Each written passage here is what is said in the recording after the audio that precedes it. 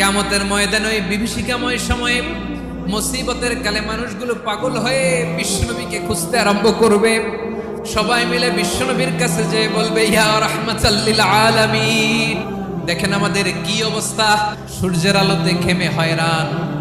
আজকে কেউ সুপারিশ করতে পারবে না। সব নবীরা অপারগতা স্বীকার করেছে, তারা বলেছে আপনি ছাড়া কেউ নাকি আল্লাহর সামনে দাঁড়াতে পারবেন না, আপনি একটু সুপারিশ করেন। বিশ্বনবী বলবেন, আসো আসো, আজকের দিনে আমি ছাড়া আল্লাহর সামনে কেউ দাঁড়াতে পারবে না। বিশ্বনবী মাকামে মাহমুদে যে আল্লাহু আকবার বলে সিজদায় লুটিয়ে পড়বেন, বিশ্বনবী এমন ভাবে অজর দ্বারায় সিজদায় লুটিয়ে পড়ে কাঁদবেন, রব্বুল আলামিনের রহমতের দরিয়ায় জোশ লেগে যাবে।